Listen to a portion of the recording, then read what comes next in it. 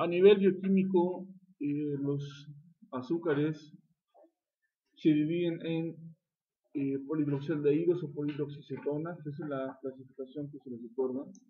Es en base al grupo funcional que esté presente en los carbohidratos. El ejemplo clásico de un aldehído es el gliceraldehído, que está aquí en la izquierda. Dijimos que el grupo aldehído sería este. Aquí está el grupo carbonilo en rosa. Esta es una figura de Leninger. Entonces, si el carbonilo está en el primer carbono, en el carbono 1, es un grupo aldehído.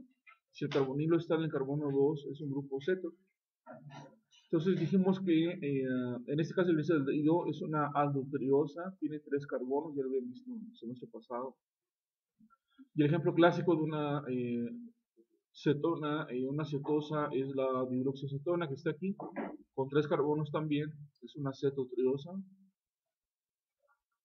Gliceraldehído es una aldotreosa, dijimos. Entonces, debido a eso y a la presencia de los alcoholes en los carbonos, son polihidroxialdehídos o polihidroxicetonas.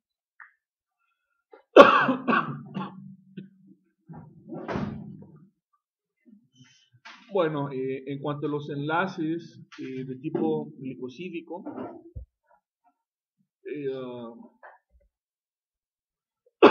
son los enlaces que unen a estos azúcares. Recuerda que el enlace por el cual se hacen cíclicos, tanto las dos como las cetosas, es el enlace hemiacetal o hemicetal, efectivamente, ¿no? Entonces, para que se forme el enlace acetal, se requiere un grupo aldehído más un alcohol. Este alcohol viene del segundo azúcar, que es unido radical, que sería ya un carbono del segundo azúcar. Y entonces este enlace hemiacetal implica que se genere este puente de oxígeno, utilizando el oxígeno que estaba en el segundo azúcar, por unir carbono con carbono, que de esta forma el enlace hemiacetal. Y el hemiacetal es igual, solo que se utiliza el grupo funcional cetona, ¿no?, que está aquí abajo. Y una vez que se forman estas estructuras cíclicas, ya se genera el enlace acetal o cetal como tal, donde ya se une mediante este grupo funcional a un segundo azúcar, que estaría aquí representado por este radical, a través de este alcohol. Y esta es una reacción de condensación. Entonces se va este alcohol, se va el oxígeno que estaba aquí presente, se condensa la molécula de agua y ya quedan los dos carbonos unidos por este puente de oxígeno que estaría aquí. Y cuando termine un grupo hemiacetal, el enlace glicosídico que se forma es el enlace cetal con C. Y otra vez el resultado de esto es que el carbono de este azúcar se une con el carbono del otro azúcar a través de este puente de oxígeno. Y la reacción es igual, es una reacción de condensación. Se genera esta molécula de agua. Eso ya lo habían visto el semestre pasado, ¿no? Bueno, aquí está la reacción con las estructuras. De arriba hacia abajo es una reacción de condensación. Esa es la molécula que se forma. Y de abajo hacia arriba es una reacción de hidrólisis. Y entonces tenemos aquí estas dos glucosas que se unen para formar la maltosa, que es este disacárido formado por glucosas. Y en este caso el enlace que se forma es alfa 1,4, entre carbono 1 de esta glucosa con el carbono 4 de la segunda glucosa. ¿Okay? Y aquí se marca el alcohol y el hidrógeno que se condensan para formar la molécula de agua. Y en cuanto a los polisacáridos, se dividen en dos grandes grupos, los homopolisacáridos y los heteropolisacáridos. Y ambos pueden ser lineales o ramificados. Un ejemplo de un homopolisacárido lineal, ¿cuál conocen? La milasa es una enzima. La celulosa. El glucógeno es lineal. El glucógeno ramificado. Si la celulosa sería el ejemplo clásico de un homopolisacárido lineal. Entonces acuérdense que los hexágonos aquí siempre indican azúcares, carbohidratos. Esto es, ¿qué es esto? ¿Está aquí? Almidón. Ajá. El almidón está formada por la milopectina y por la amilosa. La amilosa no tiene ramificaciones, sería parecido a la celulosa que vimos aquí. Sería otro ejemplo. La milopectina sí tiene muchas ramificaciones. Y recuerden los extremos reductores y no reductores, ¿verdad? Okay, este es el ejemplo de almidón formado por estos dos polisacáridos. El más común de ellos es la aminopectina. ¿Y qué es esto que está aquí? ¿Celulosa? ¿Por qué?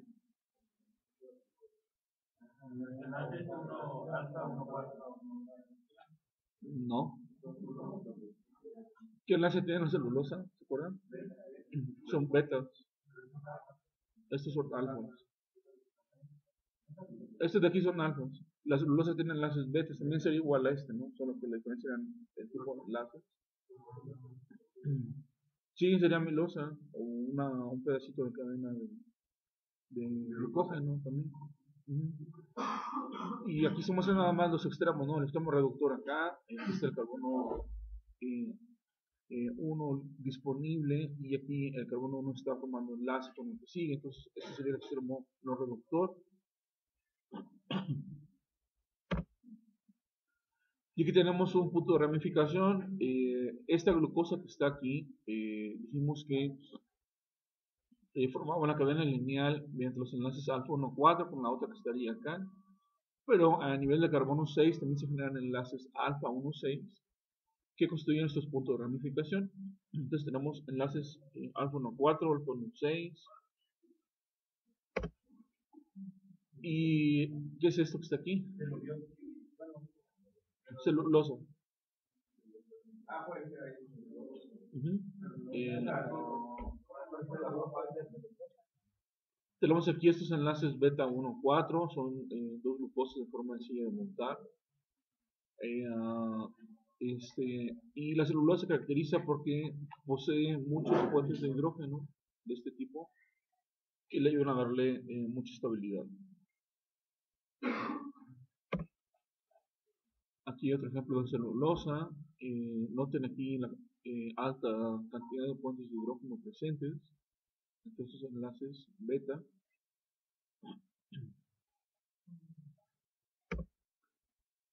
¿Y qué es esto? Bueno, en realidad es almidón, pero puede ser glucógeno también. Noten, bueno, cada hexágono de estos es una glucosa. Y esta cadena, por ejemplo, la primera glucosa que está aquí constituye el extremo reductor, el carbono 1 está libre. Y la siguiente glucosa que está atrás ya posee un enlace alfa 1,4, otro alfa 1,4. Hasta llegar aquí, esta glucosa posee dos enlaces alfa, el 1,4 que sigue para acá y el 1,6 que da origen a esta ramificación, al igual que esta otra glucosa de acá, 1,4 para acá y 1,6 para acá, que generan estos puntos de ramificación. Entonces, como ustedes saben, la digestión de los carbohidratos se inicia desde la masticación y con las enzimas salivales, entre ellas la amilasa es la principal. La amilasa lo que hace es empezar a romper estos enlaces, la alfa amilasa, los enlaces alfa 1,4. Entonces desde la saliva se empiezan a romper, a digerir este tipo de azúcares, tanto el glucógeno como el almidón, repito, y esta alfa amilasa rompe solamente enlaces alfa 1,4, de forma tal que empieza a quitar estos moraditos que están aquí, este, pero cuando llega aquí se detiene, ya no puede seguir. ¿Por qué? Porque es un enlace alfa 1,6. Y entonces, ¿quién sigue aquí el trabajo? Es otra amilasa, ajá, que está en páncreas, entonces siguiendo la digestión. En el estómago casi no hay digestión, el pH bajo llega a romper un poco estos enlaces, pero para fines prácticos casi no se digieren por el pH. ¿Qué se forma de estos productos de digestión? Ay, Ajá, se liberan glucosas, pero se generan también por acción de la alfa-amilasa otro tipo de compuestos que son más grandes que la glucosa. Ajá, el grupo de las que son resultado de la digestión parcial del almidón y del glucógeno en el tubo digestivo. Son oligosacáridos. Son oligosacáridos. ¿Sí saben a qué me refiero o no? Es el 9. Oligosacáridos. Se llaman dextrinas. Las dextrinas son azúcares de bajo peso molecular, o sea, oligosacáridos, que son producto de la digestión parcial del almidón y del glucógeno, generados en el tubo digestivo, básicamente por acción de la amilasa. Se llaman dextrinas o maltodextrinas también.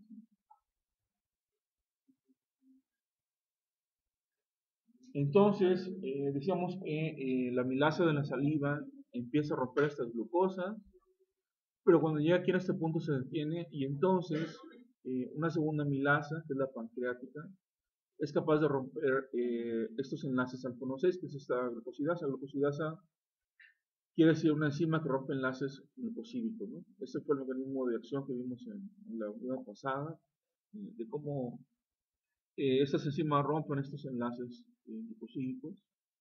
Y una vez que esta amilasa rompe los enlaces 1,6, solamente ese tipo de enlaces, esta segunda amilasa que les comento en el páncreas no rompe los 1,4, solamente los 1,6. Es una vez que ya se rompieron estos de aquí, todos estos extremos, la alfa-amilasa original sigue trabajando para quitar estas glucosas hasta que se topa de nuevo con otros enlaces 1,6. Entonces aquí se detiene y llega la segunda amilasa, quita, esto es como una especie de destapador de una botella de refresco, quita estas tapitas de aquí y otra vez la alfa-amilasa sigue quitando todas las glucosas hasta que si alcanza, pues digiere todo el azúcar presente, ¿no? Sí, la glucosidasa es cualquier enzima que rompe enlaces glucosídicos. La amilasa es una glucosidasa.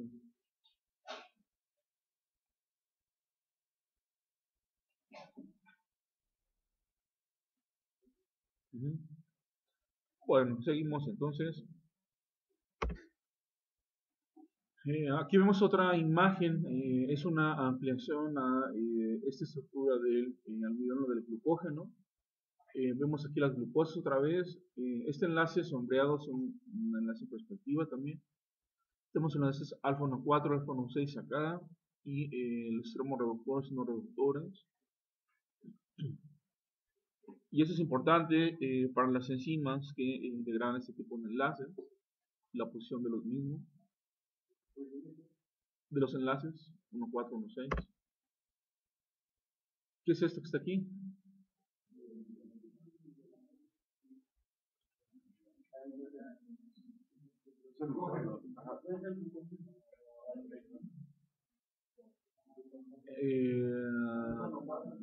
Ya les dije, bueno, una dextrina, ajá. ¿Por qué? Porque está chiquita, es cortito. Si fuera almidón o glucógeno, pues sería muy largo, ¿no? Sería como estos de acá. Pues este nada más es un pedacito de la cadena completa. Estas son las dextrinas o maltodextrinas, si no se las conoce así.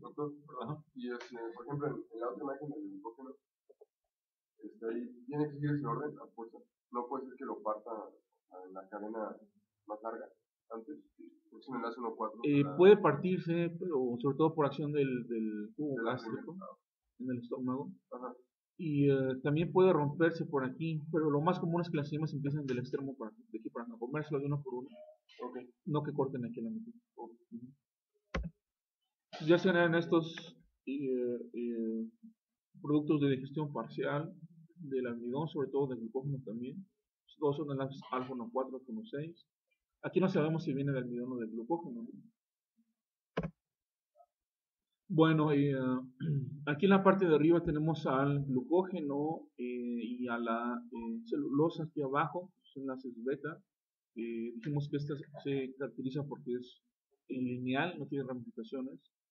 A diferencia del glucógeno, que es el que más ramificaciones tiene, y esto permite que se empaquete en forma de espiral, ya vimos en una imagen, y esto permite almacenar más unidades de glucosa en un espacio pequeño. Entonces, es la forma como se empaqueta, es parecido a la doble hélice del DNA. Y el glucógeno dijimos que era muy parecido a la aminopectina, solo que de 2 a 3 veces más ramificado. En el caso del glucógeno, cada 8 a 12 residuos de glucosa hay un enlace alfa 6, o sea, una ramificación. En el caso de la aminopectina es cada 24 o 30 residuos, otra ramificación. El glucógeno es la forma de almacenar glucosa más utilizada en bacterias y en células animales. Y en nuestro caso, principalmente el glucógeno se almacena en hígado y en músculo. El 10% más o menos del peso del hígado es glucógeno y más o menos 1% del peso del músculo. ¿Y cuál de estos almacenes es más relevante entonces? ¿Por qué?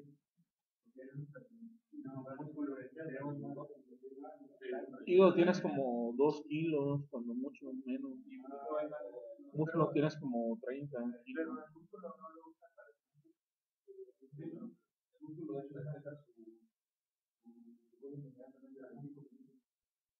¿Cuál es la diferencia? Es lo que les iba a preguntar. ¿La diferencia del glucógeno hepático y el muscular? ¿Cuál es la diferencia?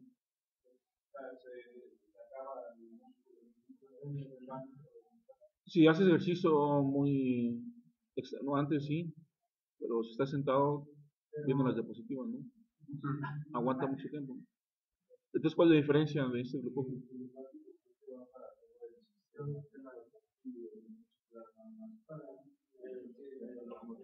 La función del glucógeno es generar glucosa, ¿no?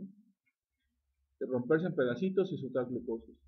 El glucógeno hepático, como dices, es el principal aporte de glucosa en la sangre en periodos de ayuno. Entonces, aunque el músculo tenga una cantidad de glucógeno mayor, esto se relaciona a la proporción del músculo con la proporción del hígado, es 1% y 10%. El más relevante para nosotros es el glucógeno hepático, aunque sea menos. Pero ¿por qué el hígado saca glucosa? El hígado también se le conoce como una glándula cuya secreción es glucosa, ¿no? La glucosa. Entonces el hígado, por ejemplo, es el que nos despierta todas las mañanas, el que nos salva de morir de hipoglucemia durante la noche. Si no fuera por ese glucógeno hepático, pues no despertaríamos nunca, ¿no? Durante ese periodo de ayuno tan largo, 12 horas. Y entonces, ¿por qué el hígado sí y el músculo no?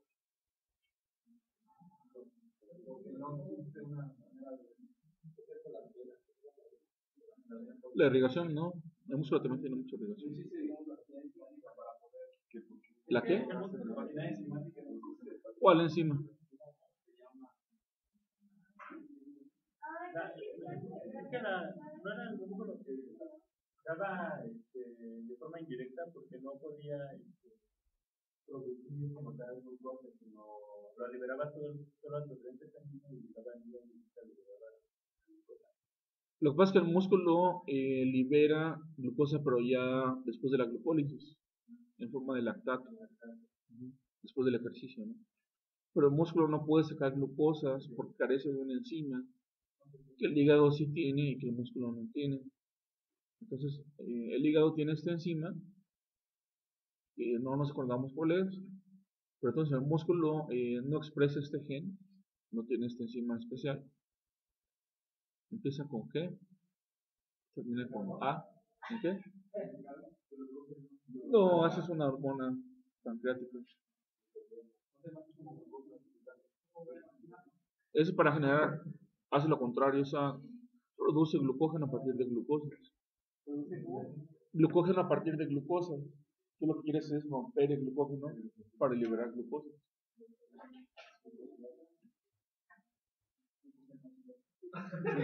Bueno, investigan después y ya saben el nombre de la enzima. Ahorita lo importante es que el músculo no contribuye a la glucosa sanguínea, a diferencia del hígado. Entonces, aunque el almacén hepático sea menor que el muscular, es más relevante a nivel fisiológico porque es el que sí sale hacia la sangre, ¿no? Entonces, les decía que el glucógeno hepático es el responsable de mantener los niveles de glucosa constantes entre las comidas. Es la función de este almacén de glucógeno.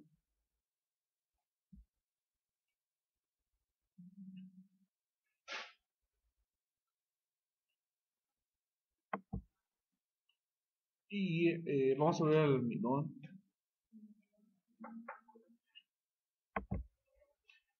El almidón es la forma más generalizada, aunque no es la única, de reserva energética en vegetales. El almidón se almacena en gránulos y puede llegar a ser hasta el 70% del peso del maíz y del trigo o de tubérculos como la papa. Entonces, el 70-80% de la papa es almidón. Dijimos que es una mezcla de dos polisacáridos, la amilosa y la aminopectina. Y de hecho la proporción de uno y otro varía dependiendo del bicho, del vegetal que se trate. Pero en casi todos los casos la aminopectina es la más abundante, que es la que está ramificada. Y los almidones son la principal fuente de nutrición glicídica para nosotros. Originalmente la papa es de Sudamérica, de Perú, de la región Inca. Pero después de la conquista salió a todas partes. Y cuando llegó a Irlanda, por ejemplo, el clima y las costumbres del país hicieron muy exitoso su cultivo, entonces casi todos sembraban papa en Irlanda y la exportaban a Inglaterra, a otras partes de Europa. Eso fue como en 1800 más o menos.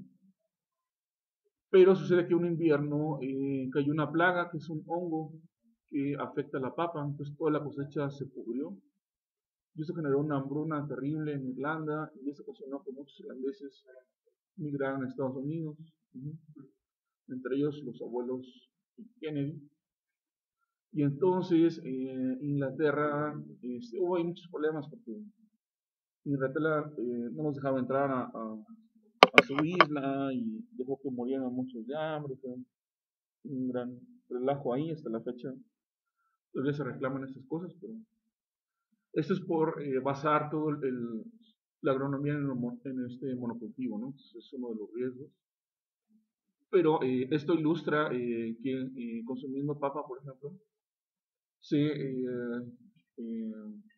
es suficiente para mantener las reservas de glucógeno en el cuerpo. Pues con eso es suficiente, ¿no? Para no morir de hambre, pero el problema aquí fue que solamente cultivaban esto. Y aquí vemos en esta microfotografía gránulos de almidón en células vegetales. Esas gotas que están ahí como de grasa es almidón.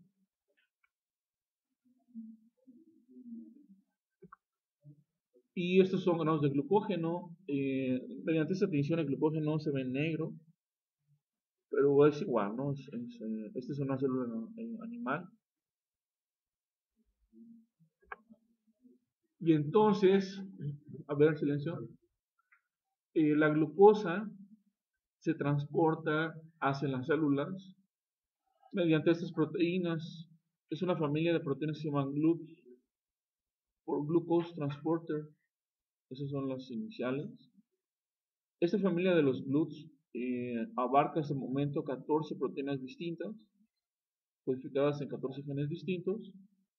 Y todas estas proteínas están en la membrana, tienen 12 pases transmembrana, son transportadoras.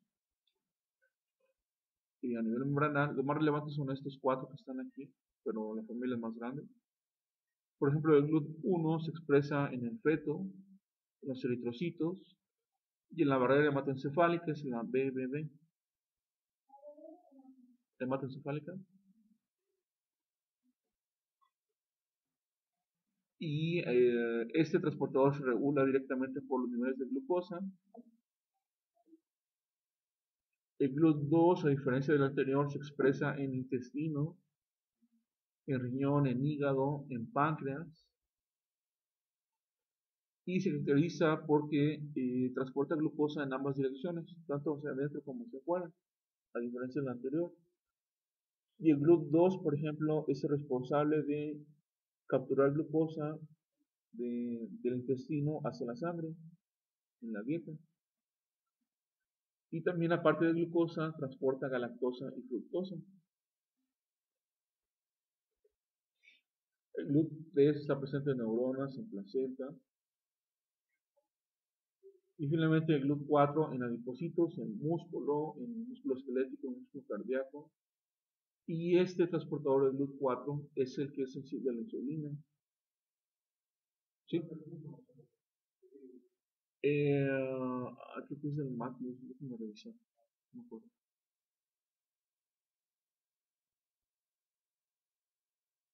Le voy a pasar las diapositivas, no se las he pasado. Les decía que pienso hacer un portafolio en el portal para que ustedes tengan acceso y puedan ver toda esta información.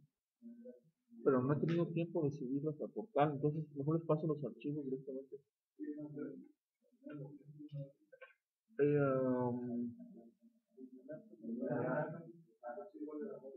Mejor, ¿cómo le hacemos? O un correo, y se les manda ese correo para que todos la bajen. ¿Tiene un correo para todos? Ah, sí, para que todos la bajen de ahí mejor. Ok, bueno, a ver, entonces estos GLUTs son muy importantes porque son los que acarrean la glucosa hacia el interior de las células y de estos el GLUT4 es el que es sensible a la insulina.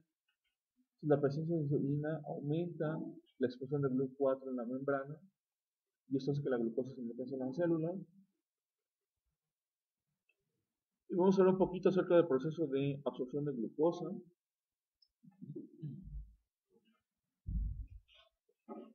Esta es una imagen de Leninger. Vemos aquí al intestino y aquí está el lumen intestinal. Estas son las células epiteliales con estos bordes aquí en cepillo.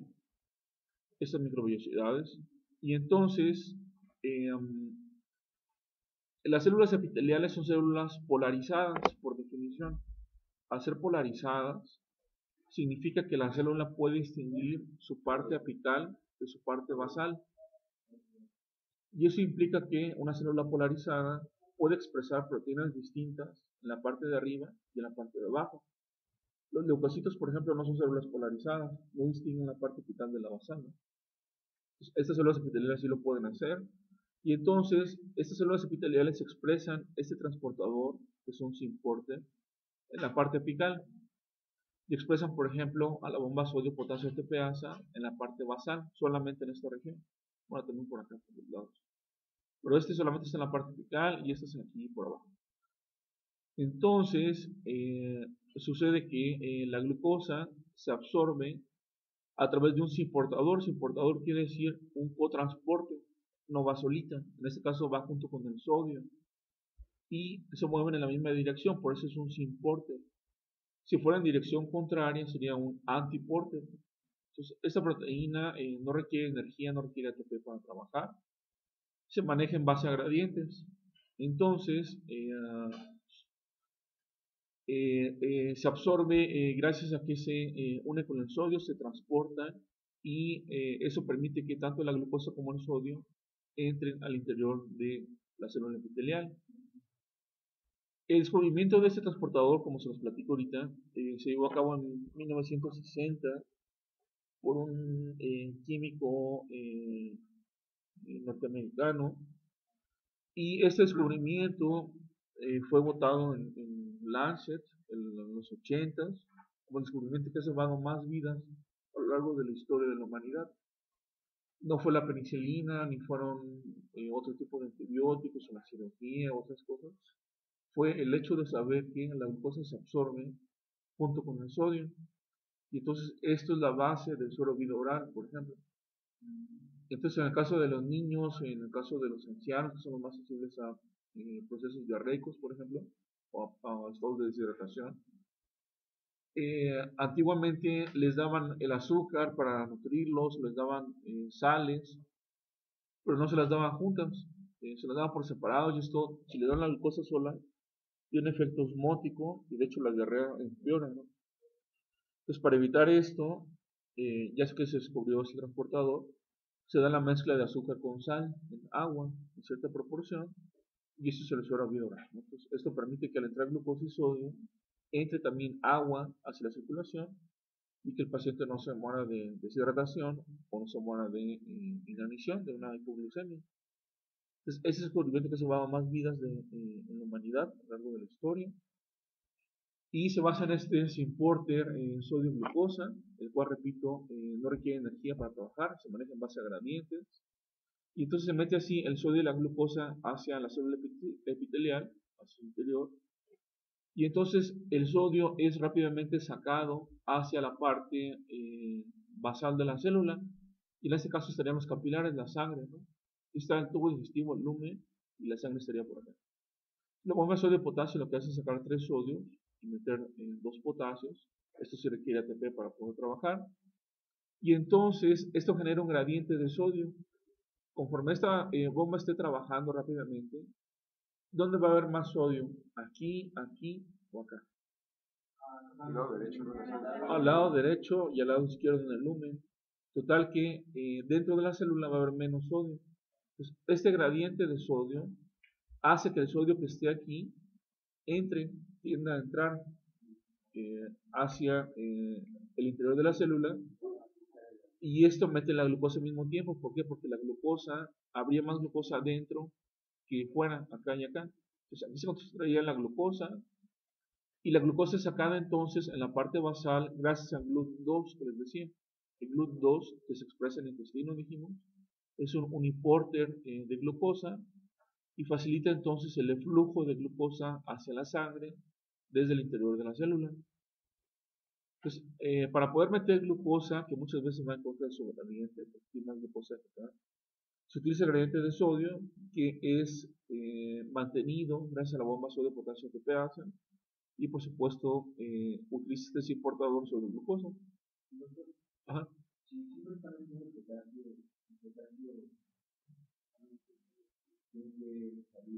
Ah, sí, hay canales de potasio que son de membrana que no requieren ATP para trabajar, que permite mantener adecuadamente la función de potasio. Sí, eso no está aquí. Pero entonces, sí, ¿va a llegar qué? Sí, sí, se va a estar absorbiendo y esa es la base del gradiente que mueve la glucosa. Aquí hay mucha glucosa, aquí hay menos y aquí hay menos glucosa. Es para que se meta, se aproveche el gradiente de sodio y como aquí hay más glucosa tiende a salir por ese GLUT2 hacia la sangre. Es un transporte pasivo que no utiliza ATP. ¿Sale? Sí. Bueno, eso cuando te dan el suero vida oral, el tubo digestivo se llena de sodio, de sal y de azúcar y agua. No, ya no se regresa, ya no atraviesa. Sí, aquí dice Uniporter, pero en este caso nada más saca glucosa, pero es por el gradiente. Si el gradiente cambiara, si aquí fuera más glucosa y aquí menos, metería glucosa. Sí, direccional. Pero en estado normal siempre está sacando glucosa. Ok, esta imagen que está aquí es de Lenin también y muestra cómo la insulina interactúa con su receptor para que el transportador, que es el GLUT4, se vaya a la membrana de la célula y entonces ya la glucosa se meta hacia el citosol. Entonces inicialmente la insulina, que sería esta bolita roja, interactúa con este receptor de insulina, que está compuesto por estas dos proteínas integrales y estas dos periféricas. Y entonces la insulina se pega al receptor, activa receptor, y esto ocasiona que manda unas señales al interior de la célula. Vamos a ver qué tipo de señales.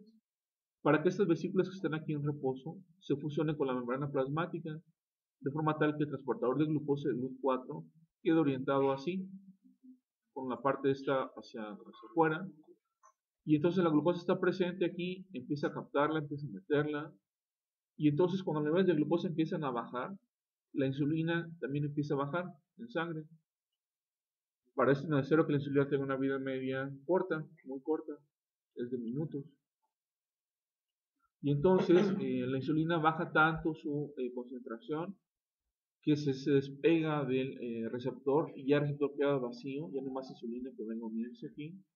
Y esa es la señal para que se inicie el proceso de endocitosis, donde se empieza a formar una vesícula endocítica que otra vez atrapa a estos transportadores de glucosa y forma una vesícula endocítica aquí de esta forma, ya en el citosol, y aquí queda latente la vesícula esperando a que llegue otra señal de insulina para que otra vez se fusione con la membrana plasmática y empiece a meter glucosa. ¿Sale? En el ayuno, ¿no? Sí, cuando no hay glucosa, cuando no hay glucosa es cuando baja. Y se supone que las bolitas azules serían los receptores, entonces el B, ¿cuál dijo? Pero que era el BT4. Las bolsas azules, estas son glucosas. Ah, ok, el GLUT4. Ah, ok. Ajá, el GLUT4 es el que es responsable de insulina y que mete la glucosa al músculo, a la mayoría de los tejidos, ¿no? Ajá.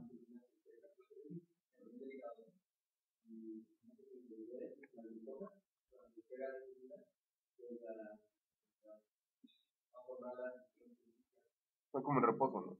Cuando consumes glucosa, azúcar en la dieta después de comer, la insulina del páncreas es un sensor de glucosa. Entonces, cuando el páncreas, la célula beta, detecta glucosa en la sangre, vomita insulina a la sangre, secreta insulina a la circulación. Entonces, esta insulina se va a todas partes por la sangre y lo que va a hacer es unirse a sus receptores y hacer que el GLUT4 meta esta glucosa que está en la sangre hacia las células, por todo el músculo. Y una vez que los niveles de glucosa empiezan a bajar más allá de cierto punto, ya no se produce más insulina, ya no se secreta por el páncreas, se detiene.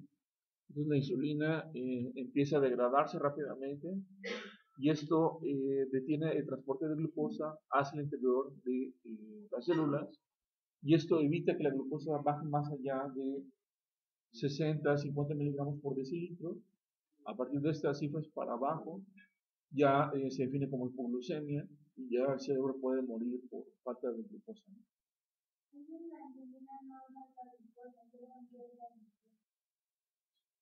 La insulina no mueve la glucosa, se pega a su receptor y el receptor es el que hace que los GLUT4 empiecen a meter glucosas acá. Pero cuando este se separa de aquí, porque ya se degradó, ya no lo está produciendo el páncreas, ya la señal para que estos permanezcan en la membrana se detiene y empiezan a meterse y ya no hay quien meta glucosa.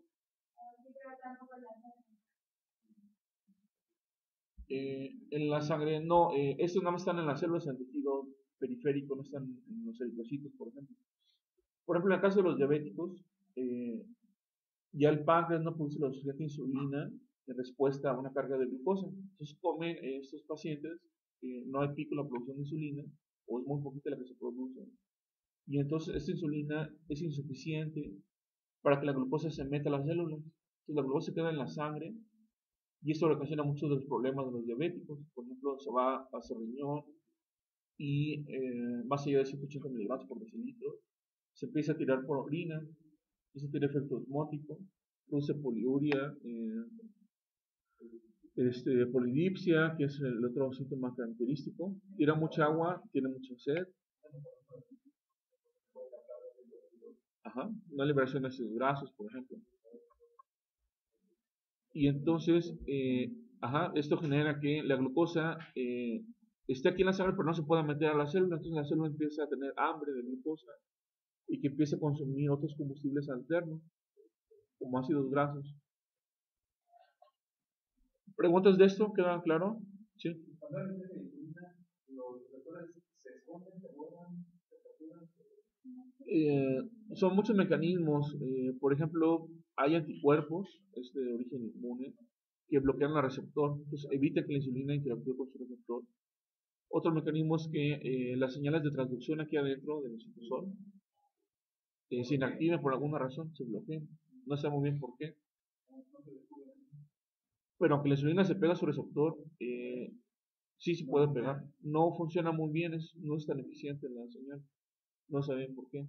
Se piensa que hay otros mecanismos aquí adentro que están inactivando al segundo mensajero, por ejemplo, para hacer esto. Entonces son muchas ahí teorías, ¿no?, que explican esto.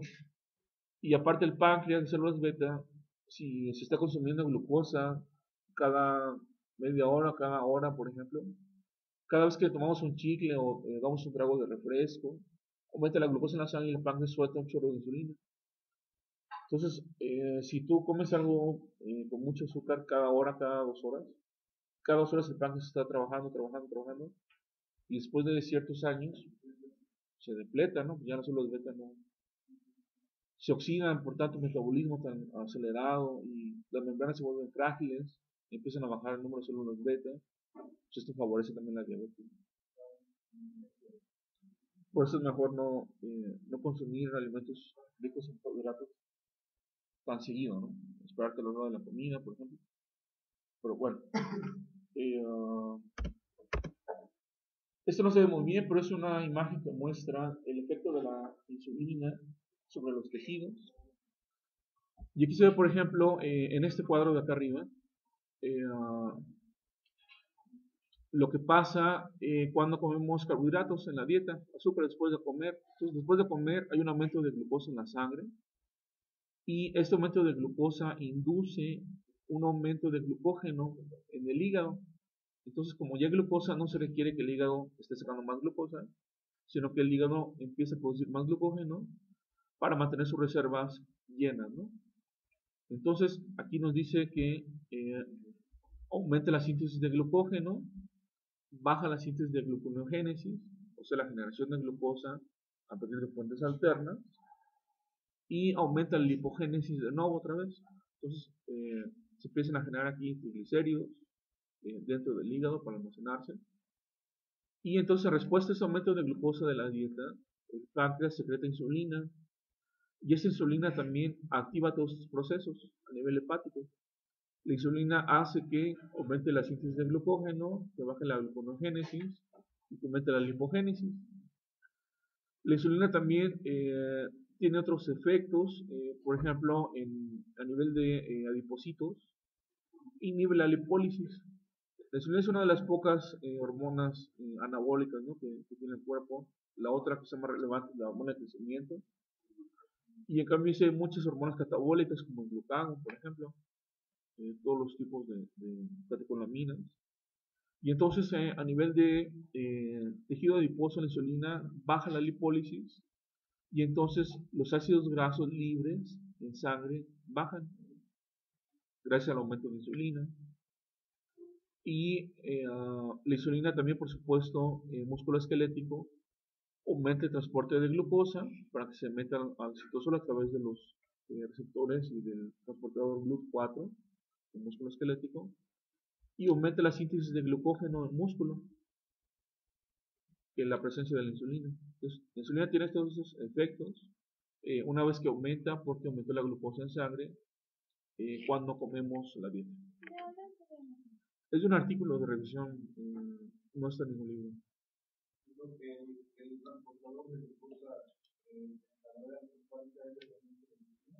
No, eso no depende de insulina. El cerebro no depende de insulina, por esa razón tienes que mantener un nivel mínimo de glucosa en sangre. 60 más o menos, incluso 50. Ya abajo de 50, 60 ya empieza a desmayarte los pacientes. Yo he visto pacientes hasta con 40 de glucosa, pero ya están inconscientes. Pero entonces el cerebro no necesita los receptores, lo puede obtener hacia la sangre de manera directa. Ajá, el GLUT1 y el GLUT3 se expresan en neuronas. A ver, silencio. Y en la barrera hematoencefálica. Y entonces no tiene que esperar a que haya insulina, a que el páncreas la secrete. Pues, se espera que están de manera permanente. Siempre están ahí.